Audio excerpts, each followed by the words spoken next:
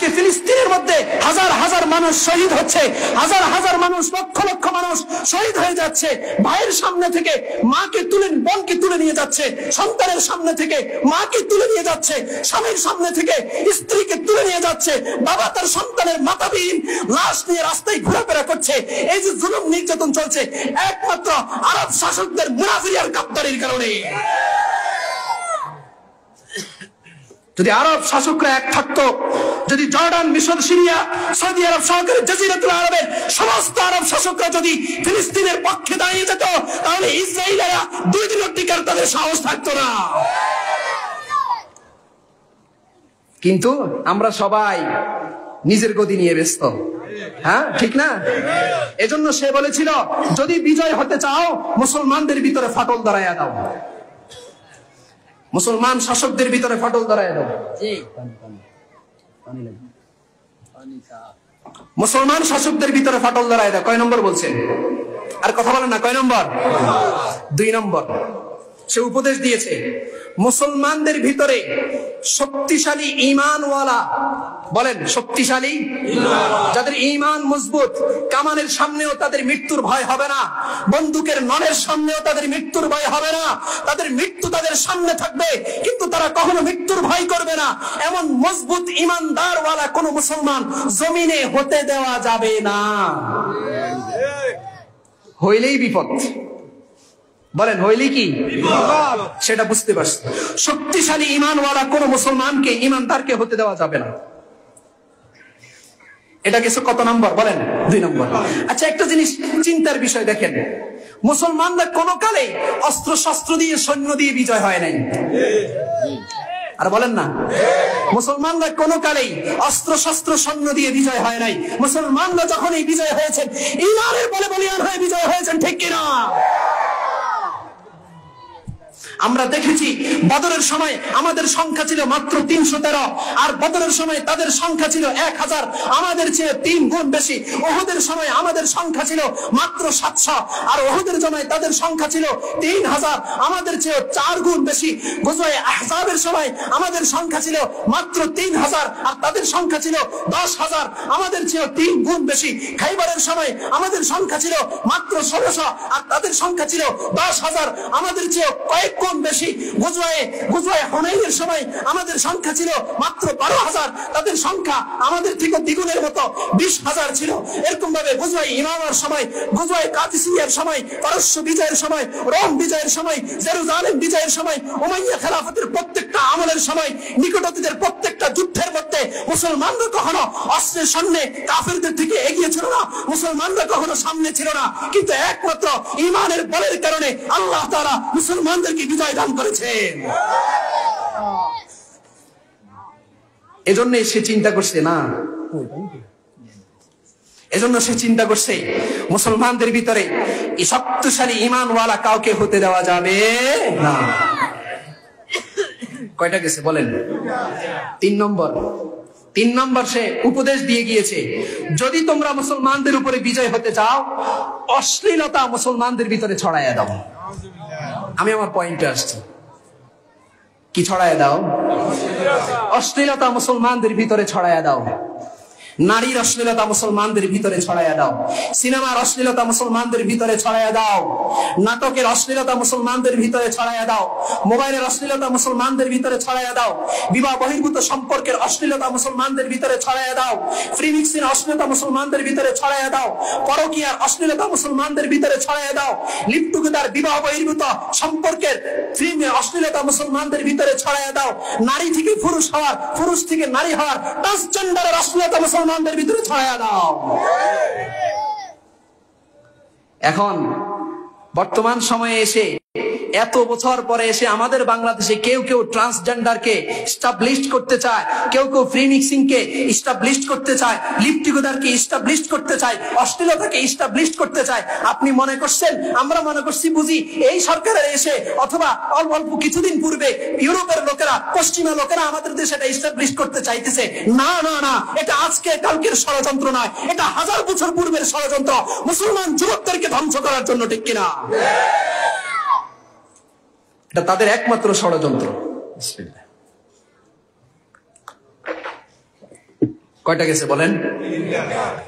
চতুর্থ নম্বর, সে বলেছিল এই ফ্রান্স থেকে নিয়ে আন্তাকিয়া পর্যন্ত, অর্থাৎ তুরস্ক, বর্তমান কি পর্যন্ত? তুরস্ক পর্যন্ত যেন পুরো এই সাম্রাজ্য, পুরো এই জায়গাটা যেন খ্রিস্টানদের অধীনে চলে আসে। নাউজুবিল্লাহ বলেন। এই 4টা কাজের উপদেশ সে দিয়ে। কয় কাজের উপদেশ? 4 কাজের উপদেশ। তো 4 কাজের মধ্যে যেটা আমার পয়েন্ট, যেটা আমার আলোচনার বিষয়, সেটা হচ্ছে অশ্লীলতা। বলেন কি? অশ্লীলতা ছড়াইয়া দেওয়া। আজকের যুব সমাজের দিকে তাকায় দেখেন না, আজকের যুবকদের দিকে তাকায় দেখেন, যুবকদের কি অবস্থা। যুবকদের কি অবস্থা আজকে, যুবকদের দিকে তাকায় দেখেন। আল্লাহ রাসূল হাদিসের মধ্যে বলেছেন, আল্লাহ তাআলা প্রতি রাত্রে নিজের প্রথম সামায়ে দুনিয়ার মধ্যে আল্লাহ চলে আসেন। আল্লাহর রহমত সামায়ে দুনিয়াকে বেষ্টন করে নেয়, আর আল্লাহ তাআলা সামায়ে দুনিয়া অর্থাৎ বান্দার একদম খুব কাছে চলে আসেন। কাছে চলে এসে বান্দাকে ডাকতে থাকেন, বান্দা তোমার যদি কোনো বিপদ থাকে আমার কাছে বিপদ থেকে উদ্ধার হওয়ার জন্য দোয়া করো, আমি তোমাকে রক্ষা করব। বান্দা তোমার যদি চাকরি বাকরির প্রয়োজন হয় আমার কাছে চাও, আমি তোমার রিজিকের ব্যবস্থা করব। বান্দা তোমার যদি কোনো অসুখ বিসুখ থাকে আমার কাছে চাও, আমি তোমার অসুখ বিসুখ ভালো করে দিব। প্রতিদিন ভোর রাত্রে এসে আমার আপনার রব আল্লাহ তাআলা বড় মায়ার কণ্ঠে, মায়ার সুরে আমাদেরকে ডাকতে থাকেন। কিন্তু আফসোসের বিষয় হচ্ছে আমার আর আপনার যুবক ভাইরা রাত্রে 11টা বাজলে ঘরে ঢুকার পরে মোবাইল দেখা শুরু করে, 1টা-2টা সিনেমা দেখে। যখন আমার রব ডাকার সময় হয়ে যায় রাত্রে 2টা বাজে, যখন 1টা বাজে, আমার রব যখন ডাকার সময় হয়ে যায় তখন আমাদের যুবক ভাইয়ের ঘুমের সময় হয়। দিবে কোত্থেকে? আল্লাহ আপনাকে দিবে কোত্থেকে? আপনি পাবেন কোত্থেকে? আপনার জীবনের মধ্যে অশান্তি হবে না কেন? আর কথা বুঝেন নাই মনে হয়? আপনার চাকরি বাকরি হবে না, হয় না কেন? এই কারণে হয় না। ছেলে কথা শুনে না কেন? এই কারণে। বাবা আপনার অধিকার দেয় না কেন? এই কারণে। ভাই আপনার অধিকার দেয় না কেন? এই কারণে। আমরা অশ্লীলতার মধ্যে ডুবে আছি। আর বলেন না কিসের মধ্যে? তাহলে আমাদের ভিতরে এই অশ্লীলতা ছড়ায় দেওয়ার পিছনে আমাদের যতটুকু অবদান আছে, এর সাথে সাথে খ্রিস্টান যারা ইসলামের শত্রু তাদেরও ষড়যন্ত্র আছে। ভারতীয়রা বাংলাদেশে মুসলমানদের মাঝে অশ্লীলতা ছড়ানোর জন্য ফিল্ম তৈরি করে, আর বাংলাদেশের যুবকরা আহা কি আনন্দ করে তাদের ফিল্ম দেখে, ঠিক কিনা? তাদের সিরিয়ালগুলো আমাদের বাংলাদেশের মা বোনরা দেখে কি দেখে না? এগুলোর উদ্দেশ্য কাউকে নৈতিকতা শিক্ষা দেওয়া না, এগুলোর উদ্দেশ্য সমাজ সংস্কার করা না, এগুলোর উদ্দেশ্য মানুষকে ঠিক করা না, এগুলোর উদ্দেশ্য হচ্ছে সমাজকে ধ্বংস করা, এগুলোর উদ্দেশ্য হচ্ছে পরিবারকে ধ্বংস করা, একটা দেশের স্ট্রাকচার, একটা দেশের কাঠামোকে নষ্ট করে দেওয়া, ঠিক কিনা? জাতিসংঘের ঘোষণা অনুযায়ী, জাতিসংঘের তথ্য অনুযায়ী, জাতিসংঘের মাদক ও মানবাধিকার নিরাপত্তা কমিশনের একটা তারা জরিপ করেছে 2020 সালে। সেই জরিপের মধ্যে তারা উল্লেখ করেছে বিগত 10 বছরে, কত বছরে বলেন? বিগত 10 বছরে বাংলাদেশ থেকে প্রায় 3 লক্ষাধিক নারীদেরকে পাচার করা হয়েছে। কত লক্ষাধিক? বিগত সময়ে নারীদের প্রায় 10 বছরে প্রায় 3 লক্ষ নারীদেরকে বাংলাদেশ থেকে পাচার করা হয়েছে ভারতে। এটা কি কারণে? এটা হচ্ছে আমার আর আপনার মেয়ে, আমার আর আপনার বোন, আমার আর আপনার স্ত্রী মোবাইলের অশ্লীলতার কারণে মোবাইলে প্রেম করে, ফেসবুকে পরিচয়, হোয়াটসঅ্যাপে পরিচয়, প্রেম করতে করতে এরপরে গিয়ে দেখা একটা হিন্দু ছেলের সাথে তার সম্পর্ক, এরপরে আর প্রেম থেকে ফিরে আসতে পারে না, সে তার সম্পর্ক থেকে ফিরে আসতে পারে না। ওই হিন্দু ছেলের মায়া নিজের মা বাবাকে বিসর্জন করে, নিজের ভিটে মাটিকে বিসর্জন করে, নিজের ইসলামকে ছেড়ে দিয়ে সে বাংলাদেশ থেকে ভারত চলে যায়। এটা তাদের ষড়যন্ত্র, এটা তাদের কি বলেন? ষড়যন্ত্র। তারা না এখন বহুত স্বপ্ন দেখে, তারা এখন বহুত স্বপ্ন দেখে বাংলাদেশকে নিয়ে, যে বাংলাদেশকে নিয়ে তারা বহুত কিছু করবে। আপনারা বলেন, আপনারা বাঁচি থাকতে এটা হবে? হ্যাঁ, আপনারা বাঁচি থাকতে এটা হবে ইনশাআল্লাহ? হবে না ইনশাআল্লাহ। একটা বাঙালি বাকি থাকতে, এই ভূখণ্ডের একজন মুসলমান বাকি থাকতে, বাংলাদেশের 1 ইঞ্চি মাটি, একটা ঘাসের মাটি পরিমাণ ইন্ডিয়ার হিন্দুদেরকে দিয়ে দেওয়া হবে না ইনশাআল্লাহ। প্রতিজ্ঞা করতে হবে আমাদেরকে। এদের অনেকগুলো ষড়যন্ত্রের মধ্যে একটা হচ্ছে এই অশ্লীলতাকে প্রেম প্রীতির মাধ্যমে, হিন্দু মুসলিমের যে অশ্লীলতা সংমিশ্রণ, এটাকে মানুষের মাঝে ছড়িয়ে দেওয়া। একটা গোপন কথা বলি বা একটা রহস্যময় কথা বলি। দেখেন, বাংলাদেশের মানুষ, প্রত্যেকজন মানুষ এখন ইন্ডিয়ার বিপক্ষে, অর্থাৎ ভারতের বিপক্ষে এখন সবাই এক। কিন্তু দুঃখজনক বিষয় হচ্ছে 2021 সালে যখন বাংলাদেশে মোদী এসেছিল, এদেশের আলেম ওলামারা যখন মোদী বিরোধী আন্দোলন করেছিল, দুঃখজনক বিষয় হচ্ছে এদেশের মুসলমানরা তখন বুঝে নাই। এদেশের মুসলমানরা তখন আলেমদের পক্ষে দাঁড়ায় নাই। তখন সবাই এই মন্তব্য করেছে, কি দরকার ছিল এভাবে করা, কি প্রয়োজন এভাবে করা। কিন্তু এখন মুসলমানরা বুঝতেছে আসলে এই ভারতবর্ষ, যারা ইন্ডিয়া, এরা কখনো আমাদের স্বাধীনতা চাই নাই, এরা কখনো আমাদের দেশের সার্বভৌমত্বকে চাই নাই, আমাদের দেশে সমৃদ্ধ হোক এরা কখনো চাই নাই। এরা চেয়েছে বাংলাদেশকে গিলে খাওয়ার জন্য।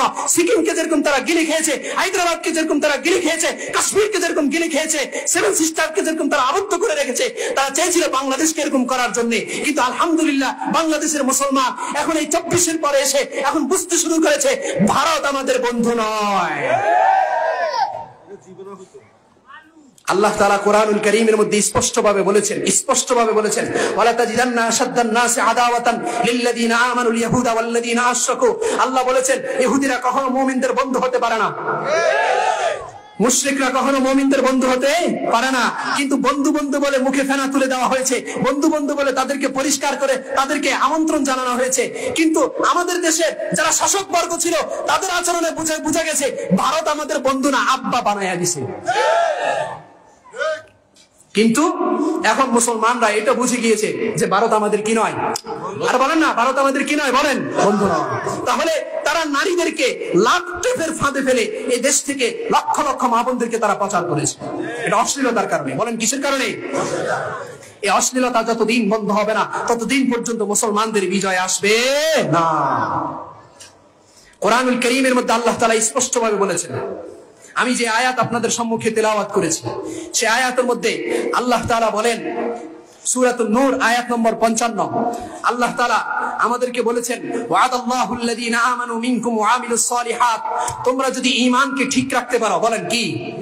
তোমরা যদি ঈমানকে ঠিক রাখতে পারো আর তোমরা যদি সৎ কাজ করো, তোমরা যদি নামাজগুলো ঠিকঠাক মতো পড়ো, তোমরা যদি রোজাগুলো ঠিকঠাক মতো রাখো, যাকাত ফরজ হলে যদি যাকাতগুলো তোমরা ঠিকঠাক মতো দিয়ে দাও, হজ ফরজ হলে যদি হজগুলো ঠিকঠাক মতো করো, তোমরা যদি মানুষের হকগুলো ঠিকঠাক মতো আদায় করো, আল্লাহর যে হকগুলো আছে সেগুলো যদি ঠিকঠাক মতো আদায় করো, শরীয়তের যত বিধান আছে সব যদি সুন্দর মতো আদায় করো, তাহলে আমি আল্লাহ তাআলা তোমাদেরকে 3 জিনিসের ওয়াদা দিচ্ছি। কয় জিনিসের বলেন? 3 জিনিসের ওয়াদা। বলেন কয় জিনিসের? 3 জিনিসের। 1 নম্বর, আল্লাহ তাআলা বলেন লা ইস্তাখলিফান্নাহুম ফিল আরদি কামা ইস্তাখলাফাল্লাযীনা মিন ক্বাবলিহিম। আল্লাহ বলেন, হে আমার বান্দারা, হে দুনিয়ার মুসলমানরা শুনে রাখো, যদি তোমরা তোমাদের ঈমানকে ঠিক করতে পারো, ভিতরটাকে যদি ঠিক করতে পারো, যদি আমার আর ঈমানকে ঠিক করতে পারো, তাহলে আমি আল্লাহ ওয়াদা দিচ্ছি পূর্বেকার উম্মতদেরকে যেরকম আমি রাষ্ট্রের ক্ষমতা দিয়েছি, পূর্বেকার উম্মতদেরকে যেরকম আমি খলিফা বানিয়ে দিয়েছি, তাদেরকে সর্বোচ্চ ক্ষমতা আমি যেরকম দিয়েছি, তোমাদেরকে আমি তোমাদের রাষ্ট্রের ক্ষমতা দিয়ে দিব। সুবহানাল্লাহ। কিন্তু আমরা তো পারি না। হ্যাঁ, আমাদের দেশে যদি কোনো আলেম যদি নির্বাচনের জন্য দাঁড়ায়, আলেম যদি জনপ্রতিনিধির জন্য দাঁড়ায়, মানুষ কয়জন ভোট দিব? হ্যাঁ, দিবে? মানুষ পছন্দ করে না, মানুষ মৌলবীদেরকে পছন্দ করে না। আমরা যদি আমাদের নিজেদেরকে ঠিক করে ফেলি তাহলে ইনশাআল্লাহ এই বাংলার জমিনেও ইসলাম কায়েম হতে বেশি দিন সময় লাগবে না। তাহলে 1 নম্বর ওয়াদা আল্লাহ তাআলা, লা ইস্তাখলিফান্নাহুম ফিল আরদি কামা ইস্তাখলাফাল্লাযীনা মিন ক্বাবলিহিম। তোমাদের পূর্বে যেরকম আমি তাদেরকে ক্ষমতা দিয়েছি, বনি ইসরাঈলকে আমি জমিনের আধিপত্য দিয়েছি, সুলাইমান আলাইহিস সালামকে আমি জমিনের আধিপত্য দিয়েছি, দাউদ আলাইহিস সালামকে আমি দিয়েছি, এরকম যুলকারনাইনকে আমি দিয়েছি, পূর্বের যে সমস্ত খলিফাদেরকে আমি দিয়েছি, তোমাদেরকে এভাবে আমি দিব। দিয়েছেন তো আল্লাহ, আল্লাহ দিয়েছেন। সাহাবায়ে কেরামদেরকে দিয়েছেন। আর বলেন না কাদেরকে দিয়েছেন? আহারে, সাহাবায়ে কেরামদের কিছু ছিল না। সাহাবায়ে কেরামরা কেউ কালো ছিলেন, সাহাবায়ে কেরামরা খাটো ছিলেন, সাহাবায়ে কেরামদেরকে দেখতে সুন্দর লাগতো না, সাহাবায়ে কেরামরা অসহায় ছিলেন, সাহাবায়ে কেরামরা গোলাম ছিলেন, অনেক সাহাবায়ে কেরামরা সমাজের মধ্যে নিম্নমানের ছিলেন। কিন্তু এরপরেও তারা ইসলামকে ধারণ করার কারণে, ঈমানকে ঠিক করার কারণে, আমলকে ঠিক করার কারণে আল্লাহ তাআলা ওমর রাদিয়াল্লাহু আনহুর সময়ে অর্ধজাহানের বাদশা বানায়া দিয়েছেন। কিসের কারণে? ঈমান আর আমল সালেহের কারণে। এজন্য আল্লাহ তাআলা 1 নম্বর বলেছেন তোমাদেরকে আমি জমিনের ক্ষমতা দিয়ে দিব, বলেন সুবহানাল্লাহ। 2 নম্বর ওয়াদা, তোমরা যদি ঈমান আর আমলকে ঠিক করতে পারো তাহলে আমি তোমাদেরকে দ্বিতীয় নম্বর কি পুরস্কার দিব? দ্বিতীয় নম্বর আল্লাহ তাআলা বলতেছেন ওয়ালা ইউমাক্কিনান্না লাহুম দীনাহুমুল্লাযী ইরতাদা লাহুম, আমি তোমাদের জন্য যে ইসলামকে মনোনয়ন করেছি, আমি তোমাদের জন্য যে ইসলামকে পছন্দ করেছি, ওই ইসলামকে এই জমিনের মধ্যে আমি প্রতিষ্ঠা করে দিব।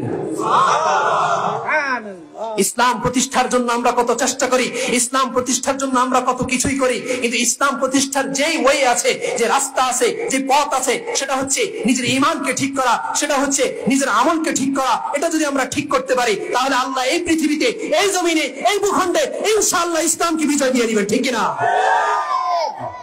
কয়টা গেল? 2টা। বলেন কয়টা গেছে? 2টা। 3 নম্বর, আপনারা আমার কথা শুনতেছেন? 3 নম্বর ওয়ালা ইউবাদদিলান্নাহুম মিন বাদি খাউফিহিম আমনা। আল্লাহ তাআলা কোরআনে স্পষ্টভাবে বলেছেন যদি তোমরা ঈমান আর আমলকে ঠিক করতে পারো, যদি তোমরা আমার কথা ঠিকমতো মানতে পারো, শুনতে পারো, তাহলে আমি আল্লাহ তাআলা তোমাদের সমস্ত ভয়কে দূর করে দিয়ে নিরাপত্তার এক জিন্দেগি আমি তোমাদেরকে দান করব। দিয়েছেন না আল্লাহ আফগানিস্তানে? ইনশাআল্লাহ আফগানিস্তান আল্লাহ দিয়েছেন না? সব ভয় দূর হয়ে গেছে, সব ভয় কি হয়ে গেছে? এখন আর আফগানিস্তানে ভয় নেই। এখন আর মানুষ নিজের সন্দুককে, নিজের দরজা জানালাকে খোলা রেখে ঘরে ঘুমাইতে পারে, রাস্তার মধ্যে টাকা পড়ে থাকে, কেউ ধরার দুঃসাহস করে না। কি নিরাপত্তা তাদের দেশের মধ্যে আল্লাহ তাআলা দিয়েছে। কিন্তু যদি ঈমান আর আমল ঠিক না থাকা যত কিছুই করবো, তাহলে দেশে নিরাপত্তা আসবে না। আর দেশে কি আসবে না? বরং দেশের সম্পদ বিদেশে পাচার হবে। দেশের সম্পদ কোথায় পাচার হবে? দুপুর বেলা এক বেলা খাবার আনার জন্য তার কয়েক লক্ষ টাকা রাষ্ট্রের খরচ হবে। কথা বলে না, ঠিক কিনা? হয় নাই আমাদের দেশে অতীতের? এজন্যে আল্লাহ তাআলা বলেছিলেন যদি আমলকে ঠিক করতে পারো, যদি নিজেকে ঠিক করে নিতে পারো, ঈমানকে যদি ঠিক করে নিতে পারো, তাহলে আমি তোমাদেরকে 3টা পুরস্কারে পুরস্কৃত করব। তোমাদেরকে জমিনের ক্ষমতা দিয়ে দিব, তোমাদের ইসলামকে এই জমিনে আমি প্রতিষ্ঠা করে দিব। যত ধরনের ভয় আছে সব ভয় আমি আল্লাহ তাআলা দূর করে দিব। সুবহানাল্লাহ। তবে শর্ত কি জানেন? ইয়াবুদুনানি ওয়া লা ইউশরিকুনা বি শাইআ। রব্বুল আলামিন বলেন ইয়াবুদুনানি, 1 নম্বর শর্ত হচ্ছে আমার ইবাদত করতে হবে। কার? বলেন সবাই বলেন কার? ইয়াবুদুনানি 1 নম্বর শর্ত হচ্ছে আমি আল্লাহর ইবাদত করতে হবে। ওয়ালা ইউশরিকুনা বি শাইআ, 2 নম্বর হচ্ছে আমি আল্লাহর সাথে কাউকে শরীক করা যাবে না। সুবহানাল্লাহ। কয় কাজ? আর বলেন না কয় কাজ? ইয়াবুদুনানি ওয়ালা ইউশরিকুনা বি শাইআ, 1 নম্বর হচ্ছে আমার ইবাদত করবে, 2 নম্বর হচ্ছে আমার সাথে শরীক করা যাবে না। বলেন আমার সাথে বলেন। 1 নম্বর হচ্ছে আমার ইবাদত করবে। কার ইবাদত? আল্লাহর ইবাদত, নামাজ পড়া, আল্লাহর ইবাদত রোজা রাখা, আল্লাহর ইবাদত যাকাত দেওয়া, আল্লাহর ইবাদত হজ করা, আল্লাহর ইবাদত ভালো ভালো কথা বলা, আল্লাহর ইবাদত সদকা করা, আল্লাহর ইবাদত গরীব মিসকিনকে দান করা, আল্লাহর ইবাদত মানুষের হকগুলো ঠিকঠাক মতো আদায় করে দেওয়া, আল্লাহর ইবাদত হচ্ছে জনগণের যে হকগুলো তাদেরকে ঠিকঠাক মতো পৌঁছে দেওয়া। তাহলে 1 নম্বর ইয়াবুদুনানি, তারা যদি আমার ইবাদত করে, ওয়ালা ইউশরিকুনা বি শাইআ, 2 নম্বর হচ্ছে আমার সাথে যদি কাউকে শরীক না করে, তাহলে আমি আল্লাহ তাআলা তাদেরকে এই 3টা জিনিসের পুরস্কার দিব। 1 নম্বর জমিনের ক্ষমতা তাদেরকে দিয়ে দিব, 2 নম্বর এই ইসলামকে আমি জমিনের মধ্যে প্রতিষ্ঠা করে দিব, 3 নম্বর হচ্ছে সমস্ত ভয় আমি দূর করে দিব। তাহলে আমাদেরকে পরিবর্তন করার দরকার আছে কি না? এই যে আমাদের উপর এত মায়ের, এত কিছু, এত নির্যাতন, এই সব কিছুর কারণ হচ্ছে আমরা নিজেরাই। আমরা কি বলেন? এই যে বাশার আল আসাদ যে পালাইছে সিরিয়া থেকে যে বাশার আল আসাদ পালাইলো, এই পালানোর কারণ তো সে নিজে, কারণ সে 24 বছর পর্যন্ত সে দেশের মানুষের উপরে জুলুম করছে। হ্যাঁ, আমাদের দেশ থেকেও যে পালাইছে, এই পালানোর কারণ হচ্ছে সে ক্ষমতায় যতদিন ছিল ততদিন মানুষের উপরে জুলুম করছে, এজন্য পালানো লাগছে। যদি সে জুলুম না করতো, কথা বুঝেন নাই, যদি বাশার আল আসাদ মানুষের উপরে জুলুম না করতো, পালানো লাগতো না। তাহলে নিজের কর্মের কারণে নিজের এই পরিণতি, নিজের কর্মের কারণে নিজের কি? ইন্নাল্লাহা লা ইউগাইয়িরু বিকওমিন হাত্তা ইউগাইয়িরু মা বিআনফুসিহিম। আল্লাহ এজন্য কোরআনে বলেছেন মানুষ ততদিন পর্যন্ত নিজেকে চেঞ্জ না করবে, আল্লাহ ততদিন পর্যন্ত তাদের ভাগ্য পরিবর্তন করবে না। নিজে পরিবর্তন হওয়া লাগবে। এজন্য ঈমানকে ঠিক করেন, আমলকে ঠিক করেন, আর জিহাদের চেতনায় উজ্জীবিত হন। ইনশাআল্লাহ সারা পৃথিবীতে মুসলমানদের বিজয় হচ্ছে। আফগানিস্তানে মুসলমানদের বিজয় হয়েছে, শামের মধ্যে মুসলমানদের বিজয় হয়েছে, আফ্রিকাতেও মুসলমানদের বিজয় হচ্ছে।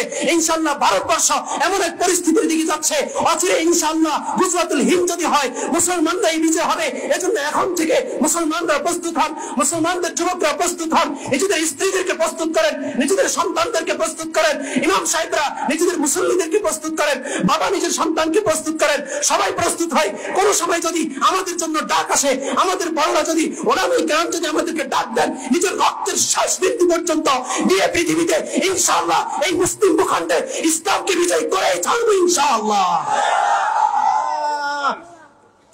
রাজি আছেন তো ইনশাআল্লাহ?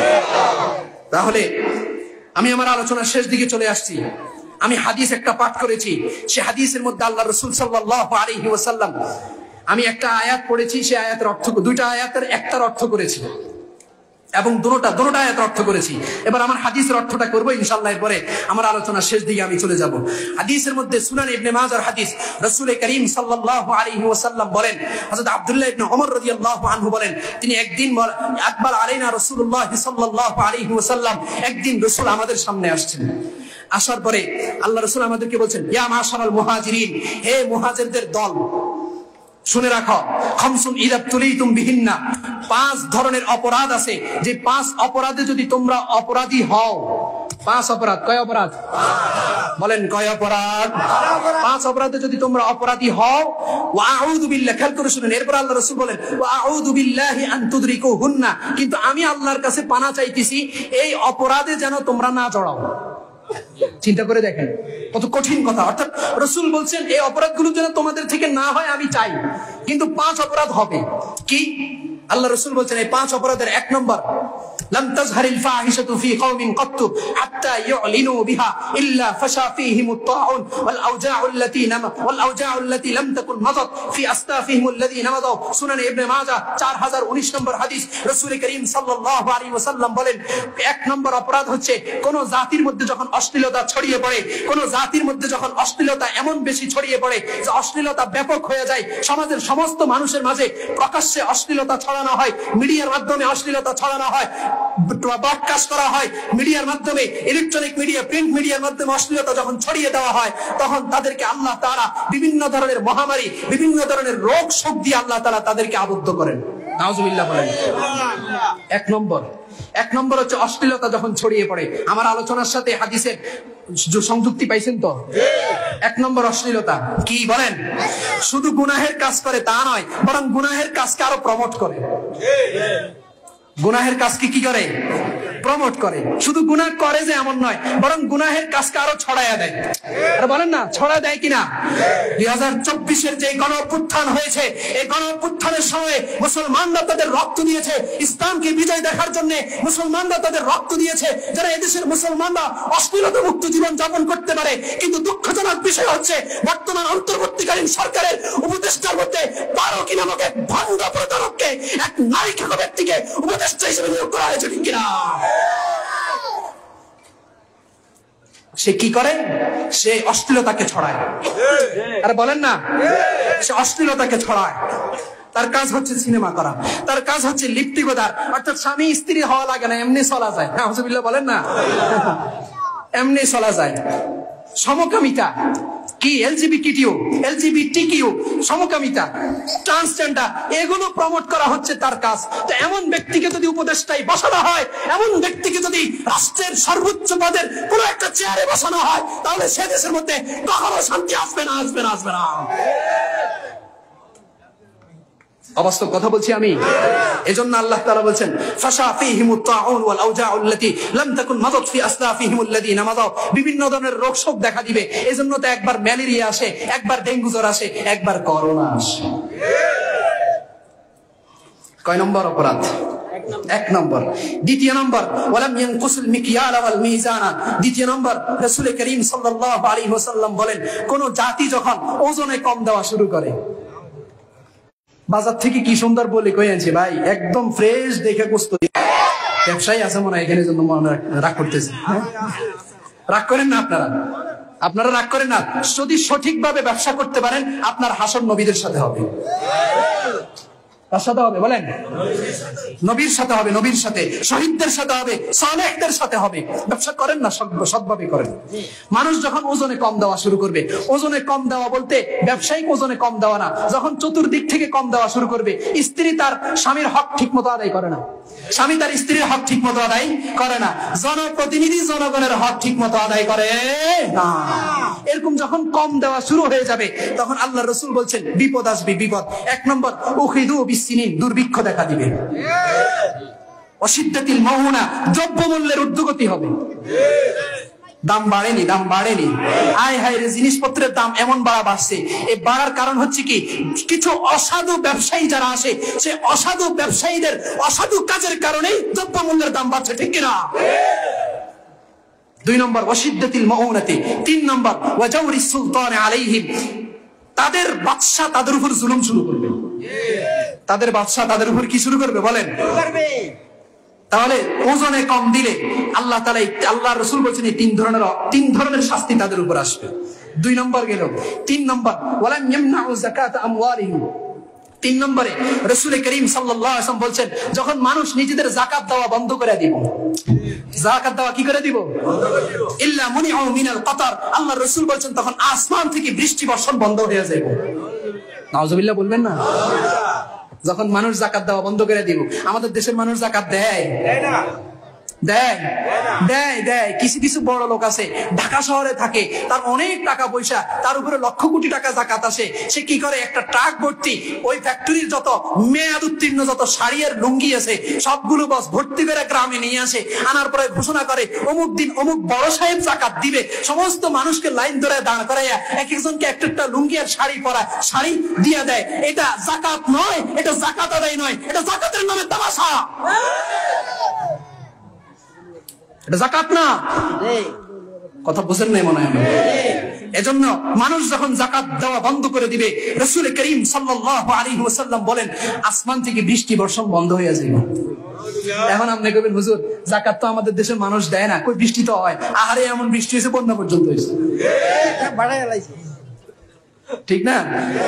বৃষ্টি তো হয়। এবার শুনে রাখেন, মন খারাপ করেন না, মন খারাপ করেন না, আমার উপর রাগ করেন না, আমি নিজে বলতেছি না, রাসূল বলছেন ওয়ালাউলাল বাহাইম লাম ইউমতারু মিনাস সামা। রাসূল বলতেন বৃষ্টি যেটা দেখতেছ এটা গরু ছাগলের জন্য দিচ্ছে, তোমার জন্য না। ওয়ালাউলাল বাহাইম, যদি গরু আর ছাগল না থাকতো, যদি প্রাণী পৃথিবীতে না থাকতো, আল্লাহ বৃষ্টি দিত না।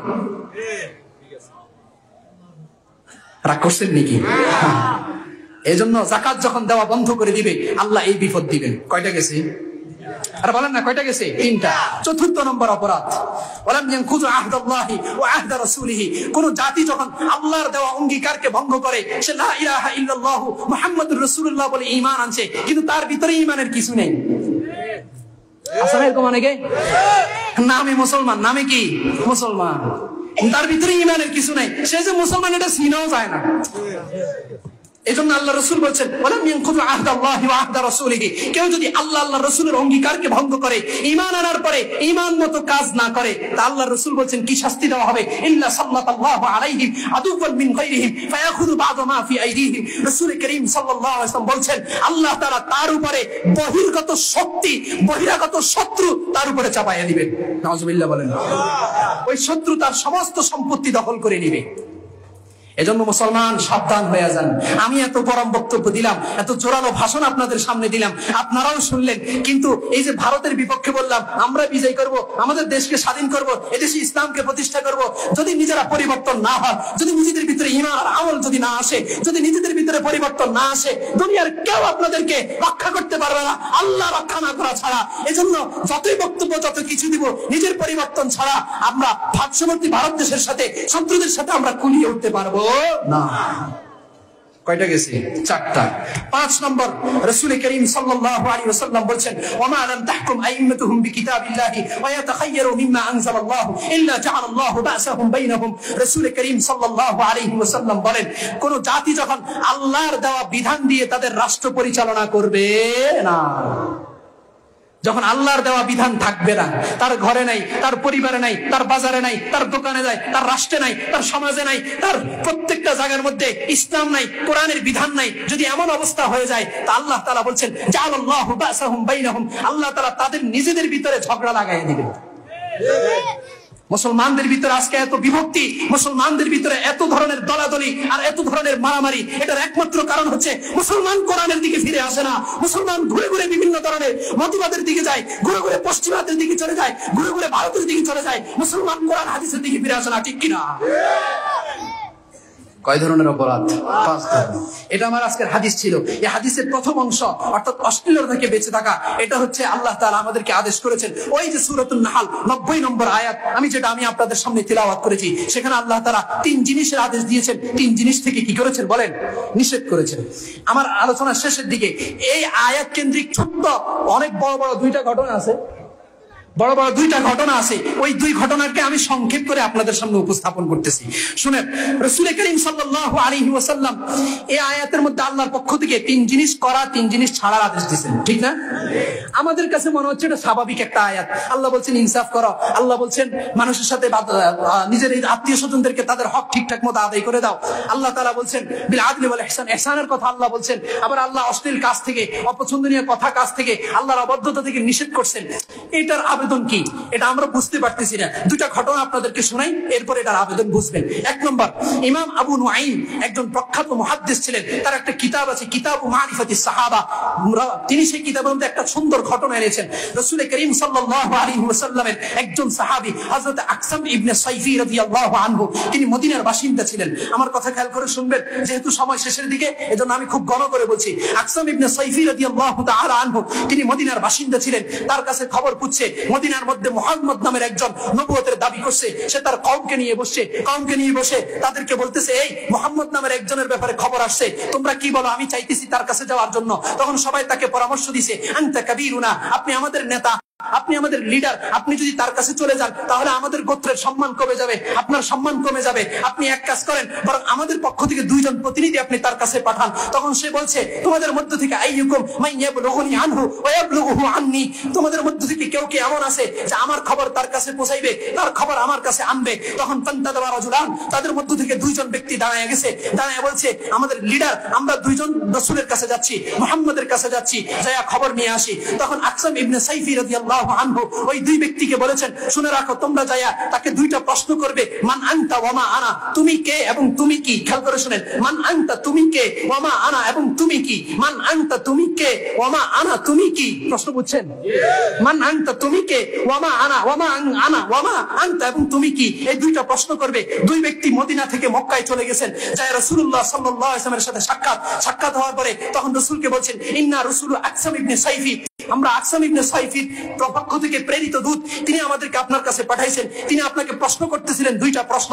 1 নম্বর প্রশ্ন হচ্ছে, মান আনতা, আপনি কে, ওয়া মা আনতা, এবং আপনি কি? রাসূল করিম সাল্লাল্লাহু আলাইহি ওয়াসাল্লাম তাদেরকে উত্তর করছেন, ফাআম্মা মান আনা, আমি কে? এই প্রশ্নের উত্তর হচ্ছে, ফাআনা মুহাম্মদ ইবনে আব্দুল্লাহ, আমি আব্দুল্লাহর ছেলে মুহাম্মদ। 2 নম্বর, রাসূল বলছেন, ওয়া আম্মা মান আনা, মা আনা, আমি কি? এই প্রশ্নের উত্তর হচ্ছে, ফাআনা আব্দুল্লাহি ওয়া রাসূলুহু, আমি আল্লাহর বান্দা এবং তার রাসূল। 2 প্রশ্নের উত্তর হয়েছে। উত্তর হওয়ার পরে এই 2 জন ব্যক্তিকে রাসূল করিম সাল্লাল্লাহু আলাইহি ওয়াসাল্লাম এবার একটা আয়াত পড়ে শুনাইছেন। আয়াত পড়ে তাদেরকে শোনানোর পরে তারা আশ্চর্য হয়ে গেছে, এত সুন্দর আয়াত, এত সুন্দর। আবার বলছেন, তারা আইওয়াল মুনকারি ওয়াল বাগ ইয়াইযুকুম লাআল্লাকুম তাযাক্কারুন, এই আয়াত বারবার রাসূল, তখন তিনি শুধু এতটুকু বলেছেন, ফাআনা মুহাম্মদ ইবনে আব্দুল্লাহ, আমি আব্দুল্লাহর ছেলে মুহাম্মদ, আর তার বংশবুনিয়াদ সে আর বলে নাই। কিন্তু এতটুকু দিয়ে